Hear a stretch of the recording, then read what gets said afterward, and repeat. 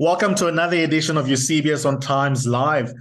I mean, every day in South Africa is a political day. Our lives are politically embedded, but this week in particular, from a hard news point of view, there's lots happening on the political landscape. And I'd asked two of my Arena Holdings colleagues, who are political editors, to join me and for us to shoot the breeze on a couple of the most important political issues that are on all of our diaries as political analysts, political reporters, and for them as political editors now in particular as well.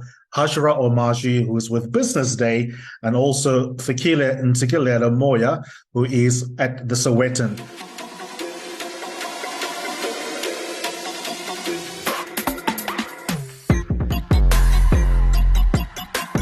You're listening to Eusebius on Times Live. That's this latest podcast on Times Live. And it's me, Eusebius McKaiser, exploring the major issues of the week. That means you're going to hear a lot of law, politics, and ethics, how they intersect, and how important these stories are in the life of all South Africans. When people zone, their children must know these are sellouts. They put saliva on the paper. Mr. Julius Malema whispered and said, sing it, sing it. And then they share that zone. No, I'm not going to apologize. Can I have my iPad, please?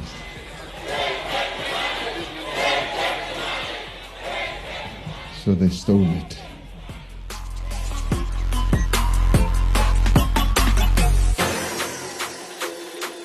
Colleagues, thank you so much for joining me. It's really a pleasure to chat to each of you again. It's been a minute. Fikile, we haven't spoken in years, but thanks so much for coming on the podcast. It's a pleasure, Eusebius. It's good to be here. In fact, I'm going to start with you, Hajra, if I can, and let's hope that technology holds, but we'll do the best that we can.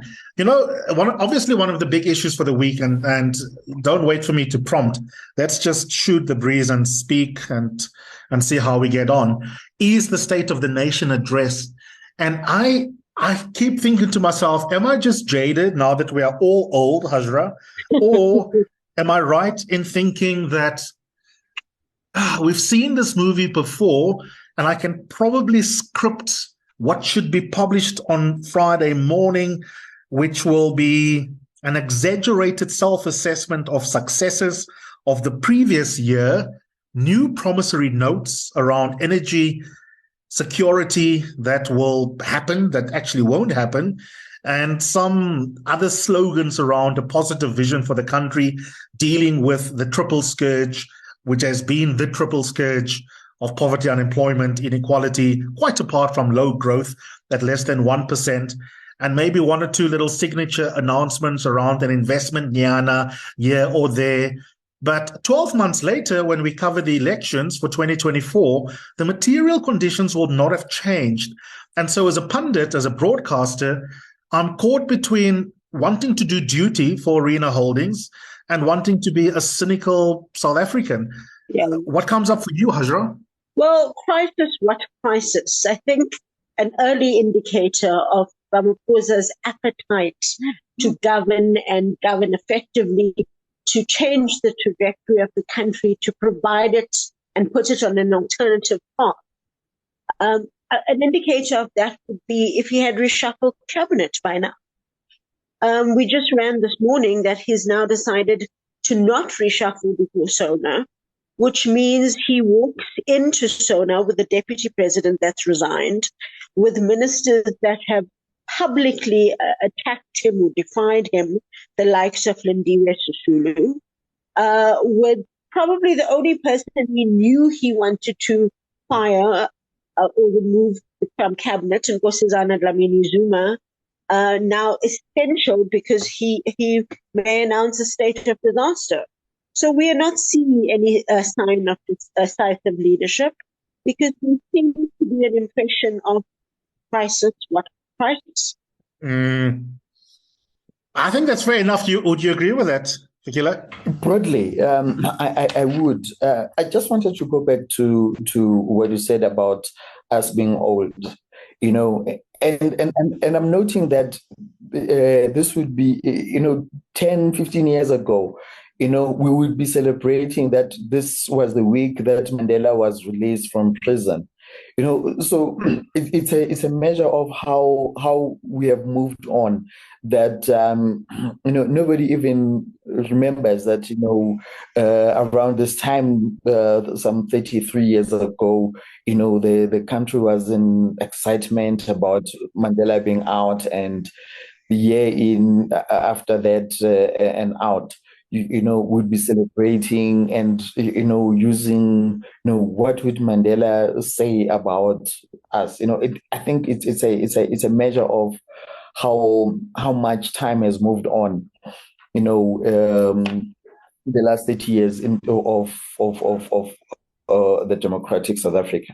So your cynicism or skepticism, whatever it is, it is informed by having seen, as you say, having seen this movie unfold over and over and over again, and perhaps to add to what you were saying and what Hajra is saying, and we will hear that every sector, if you ask those involved in education, they will tell you that the president didn't say enough about education.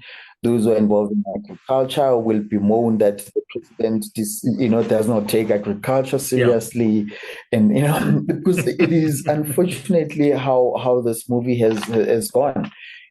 So yes, you're correct. I think we can predict the speech and its reaction from both those who are associated with the president, who will be exaggerating the praises, how well spoken and how decisive the speech is, and from those who are in opposition, especially so because being in election season as we are now, the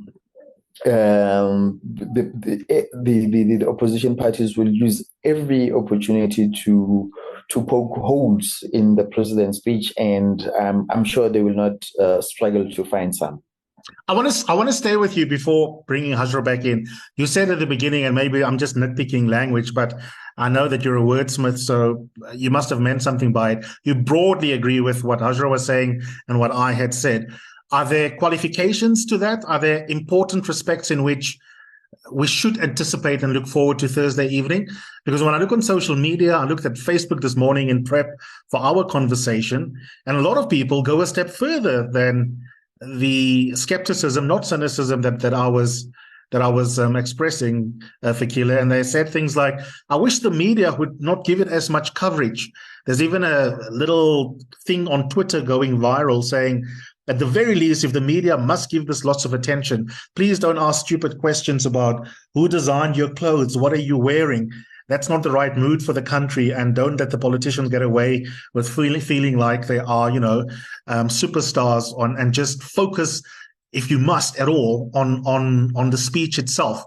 But from a statecraft point of view, in terms of what the SONA in theory is supposed to be about, is it still as important, or should we keep it real, that it doesn't make a material difference? It is important insofar as it even reflects that there are no plans. It gives those listening a sense, if they listen to it and they get the sense that, okay, this guy does not know what he's talking about, at least it frees them to not have expectations. So even the lack of content or quality content in the speech is not in itself useless. Then, for example, you could make a decision to invest in a solar panel or whatever, or based on what you heard or did not hear from what the president was saying. If, let's say, for example, there was going to be a big announcement about the NHI, you could say, well, now I'm going to give up my medical aid because NHI will be in place by July or whatever it is. So the lack of content of the speech has some utility there. Okay, Hajra, I want to bring you back in here. I mean, I think I agree with our colleague on that particular point, that even vacuity lack of inspiration oratorially would be important points to observe, even if they are disappointments. For you and your readership in particular, you're not just going to only listen as a South African or political animal, but also in relation to the Business Day and the Financial Mail readership. Those are business folks who are taxpayers, middle-class South Africans, who have very particular questions in mind. What are you going to be looking out for from a diary point of view in terms of what it is that you need to report back to your readership? What the big economic plans are, the big economic vision, if there is something there hasn't been for some years now, and that is big infrastructure projects, similar to that of the Gautrain, or the football World Cup stadium, or super dams, or even a power plant. If there is a way forward around climate change and how we're going to use the funding subsidy, those things are important to my readers. But beyond that, I think it is also important that we take a critical look at what Ramaphosa has to say, because for a long time now, the working class in South Africa, the middle class in South Africa, the poor in South Africa, have been suffocated. The reality is, when the country had a 5% economic growth rate, things seemed a lot better. There were certainly more jobs around. Salaries seemed to be a little bit higher. Transformation was being pushed at a much harder pace than it is under Ramaphosa and than Thabo Mbeki, from my own experience in the workplace. So I also think that in showing a reflection back to Ramaphosa of himself and the state of the nation on Friday, we've got to dissect everything and whether it actually stands up to the test of reality. Absolutely. I'm going to leave that theme, even though there's a lot in what Hajra is saying that I think I'd like to chew the fat on, and we can do so on our various publication platforms and also on this platform on Friday and next week as we then look back to what was actually said. I want to pivot now to the second out of 3 or 4 themes I wanted to explore with the two of you, and that's the impending cabinet reshuffles. And here again, and maybe I'll start with you, Fikile, invoking us being old. Don't worry, you still look good despite us getting older. Again, with cabinet reshuffles, we know what the putative justification is. Oh, from time to time, we make changes that are in the interest of the best possible administration and to get the best talent into government. But we know from a realpolitik point of view that cabinet changes, especially in a party political system, are occasioned by internal changes in the power dynamics of the ANC, not least the new battle lines within the NEC and the top officials that had been elected. How are you going to go about, as Sowetan, to prepare thinking and creating meaning for your readership around the impending cabinet reshuffle? Because we know what the president is going to say. He's going to pretend it's all about making government fitter for purpose. Yeah. I agree with you. I was saying to someone earlier that even with coalition, the ANC's experience with coalition governments starts with how the ANC itself internally is like a coalition government. Yes. That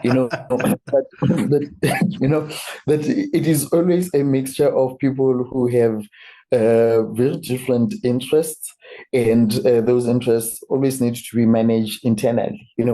So wherever you have an opportunity of getting as many people who agree as close to you as possible, because you will get them in. So Paul Mashatile may not be President Ramaphosa's best choice, but he is the closest choice to his best choice, perhaps. Will he have to look over his shoulder? I'm saying Ramaphosa might have to look over his shoulder.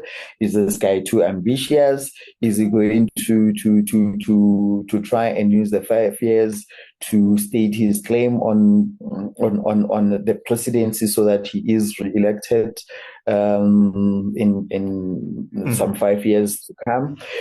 So we'll be looking at that. Also who is out.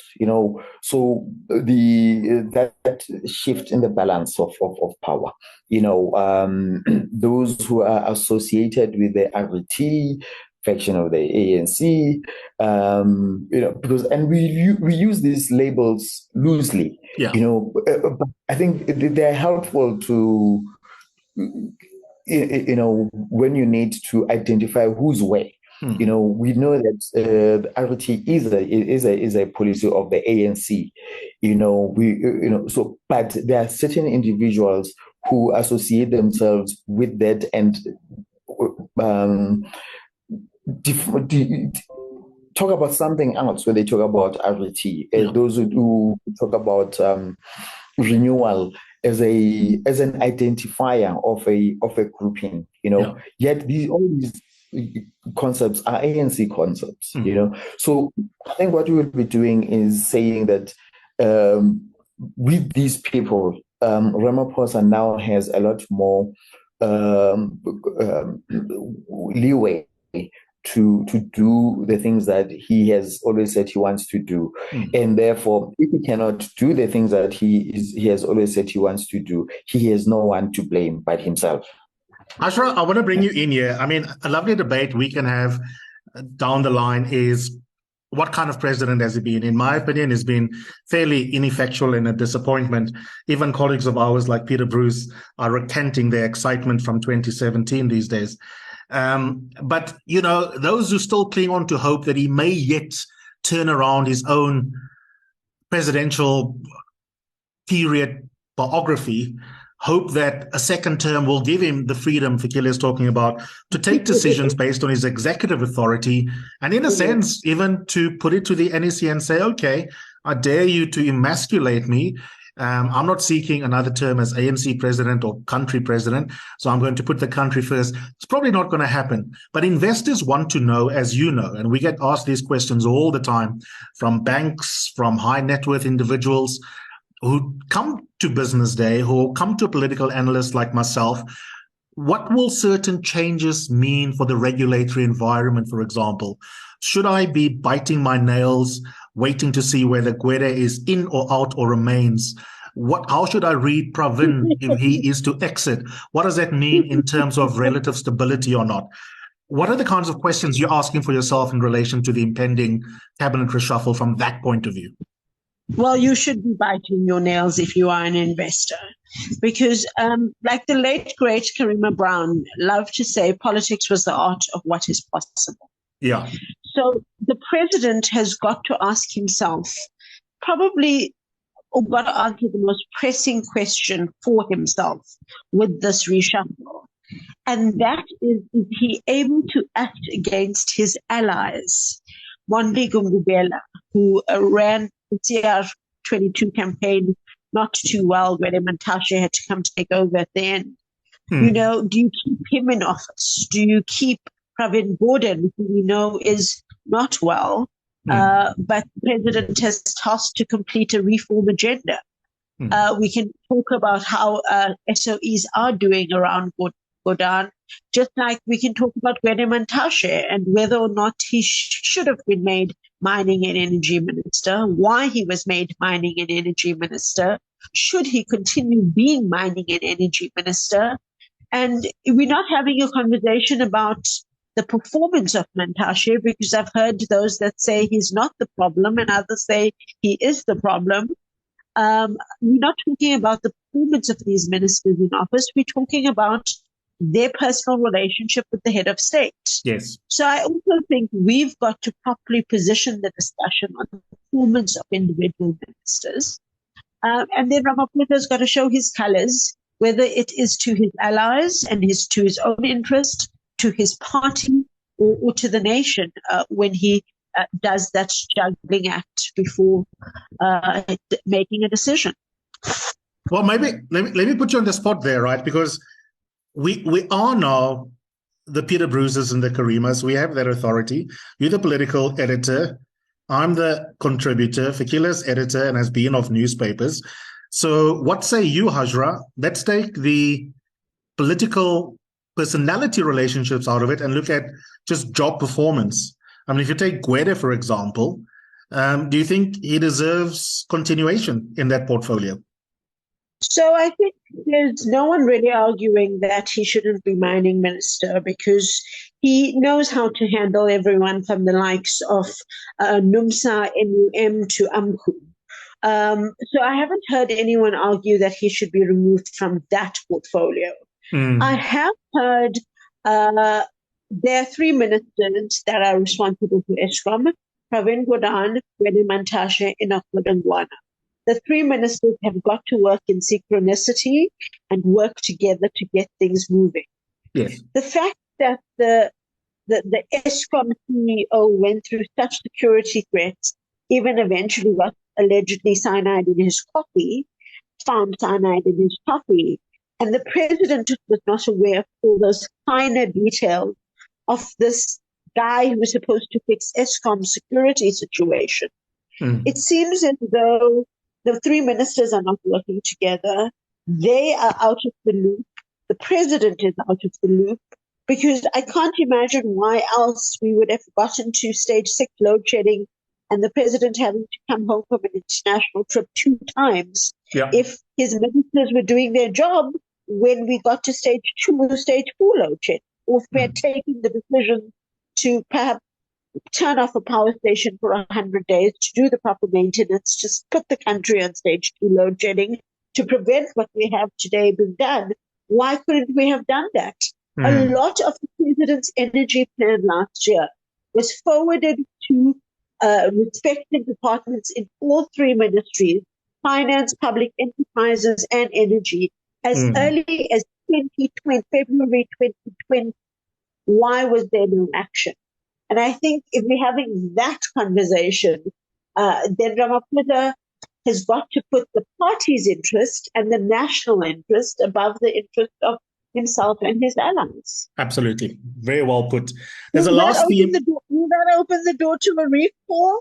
I don't know, but that's a very good question. Yeah, you absolutely. could be the leader of the opposition in 2024 if you continue like this. That leads me nicely, Hajra, and this time I'm going to start with you for our final theme. We've spoken about SONA, we've spoken about cabinet reshuffle, and there's an excellent latest podcast edition that listeners can also go and check out, which is our Sunday Times politics podcast under the Arena Holdings podcast grouping, and that is hosted by Mike Saluma. And they focus in detail, which we can't get into, but there are points I want to pick up on around coalitions, which is the final theme for today. I look at what is currently happening everywhere from the tensions between the EFF and the IFP politically and existentially now in KZN, Hajra, to what is playing out in Johannesburg. You blink and you've got a new mayor, and possible changes that might happen at Bulelani again, and also Tshwane, and of course the disaster in my home province. If you look at places like Gqeberha, where water insecurity meets darkness, and that's quite apart from all sorts of other service delivery issues.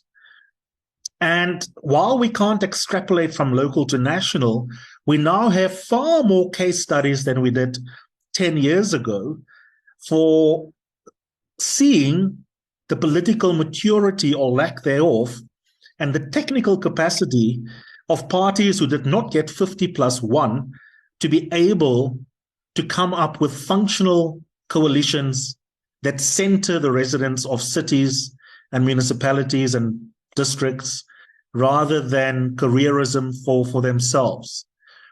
What is your reading, Hajra, of how these coalitions are playing out? Because they shift so quickly, you almost need one of your reporters to be permanently given the coalition beat. Yeah, we do have at Business Day, Luyolo Mkhatani is our local government reporter. And I think that if you speak to the BA's leaders in Johannesburg, Pretoria, Tshwane, Bulelani, nationally, in the province of Gauteng, you'll find that they themselves will tell you it is an absolute mess. Somebody is being a drama queen, and I mean a real drama queen, throwing a tantrum about something every single day. And they acknowledge it is an absolute nightmare. Lived experience as a citizen of Johannesburg is that the service delivery has just taken an absolute tumble in recent years, and that's perhaps because the ANC left, the municipality broke. Well, that's perhaps because an incoming administration of the DA or the DA-led alliance is entirely new, but it's a shambles, and I also don't understand why the DA would work with the Action SA, because they're essentially giving Action SA relevance. Why the ANC would work with the EFF, because they're essentially giving the EFF relevance. But what the way forward is, and whether we can come out of next year, should the ANC, according to DA and ANC polling, drop to about 40% at the polls, whether the ANC and DA can work together, but not technically in partnership. Perhaps one can control parliament and the other the executive. I know I'll probably be shot for saying this, but like I think the time for political ideology is over, and we've got to be practical and do what needs to be done, because we seem to be going nowhere slowly. Yeah, Fikile, there's so much complexity there. I'm not even going to frame a particular question for you. Just pick up from where Hajra's leaving off, which is an interesting, wistful and challenging note that ideology perhaps need to take a back seat. Of course, the problem is that it reveals itself in what you have to say about particular bills that have to be voted on and that kind of thing. Yeah.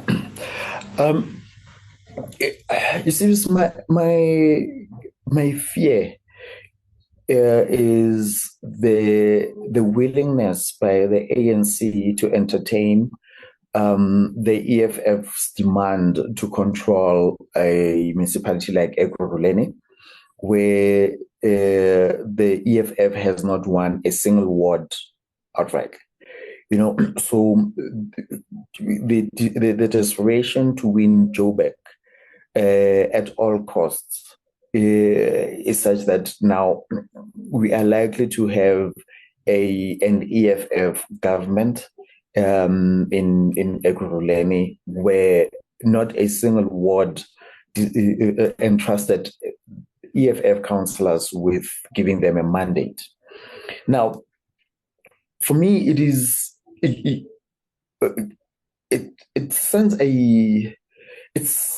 a terrible message, to smaller parties that you can get whatever you want, So you can. I expect that the other parties will become even more emboldened. They will see what's happening in Ekurhuleni, and they're going to want it. They're going to want the same trade-offs for provinces. Give us the Free State, and you can get Gauteng. Give us Mpumalanga, and you can take Limpopo.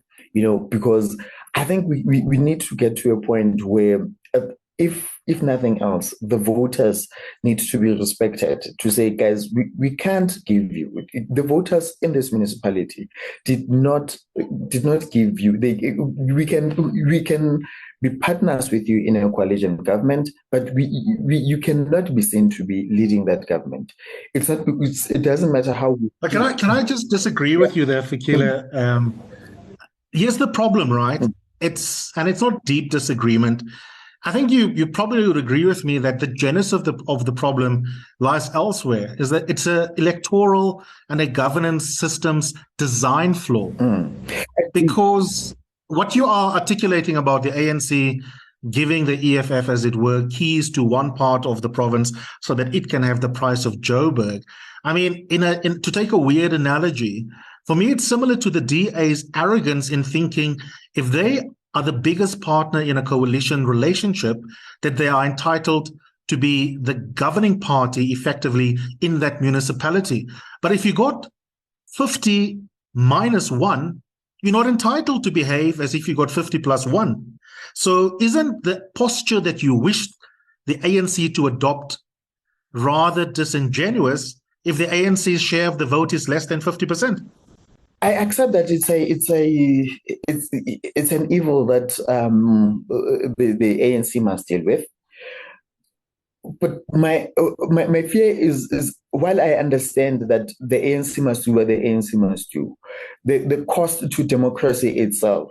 If you're going to live in a municipality where you are going to be told that it doesn't matter what the people in this municipality think about this party can still govern if it wants. The threat to the democracy itself, it's like it doesn't matter. These guys are just, it's a trade-off between themselves.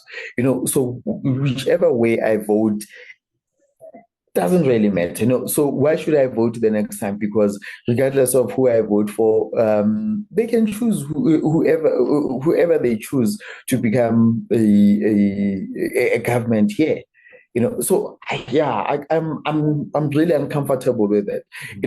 And it's not because I do not understand the complexities and the trade-offs that are necessary to do that, because I'm sure the ANC would have thought of what I'm saying. It would have said that how do we explain to our voters that even though they gave us more votes than the EFF, yes, they didn't give us 50% plus 1 of the votes, but they gave us more votes. Yet we are going to have a minority of seats in this municipality where the biggest chunk of voters voted for us. Yeah, well, then they're going to have to do better, so they have a better story to take to the electorate and hope that they get more than 50% and have an outright majority, which gives them the obvious legitimacy to form a government without a coalition partner. I'm going to give you the last word, and without being too detailed, maybe the midway point between what I'm saying and what you're saying, Fikile, is that, and we say this all the time at national level, but at local government, it is as true, I think, that we need now to think, with the benefit of this experience after 2019, to think through in a more granular way what rules perhaps we should design, maybe even legally enforceable, for how coalitions are set up, because we never anticipated this kind of skullduggery, careerism, and lack of regard for the residents of cities. Absolutely, I think we have to start planning around the worst case scenario, the worst council scenario. We have been a very optimistic people so far.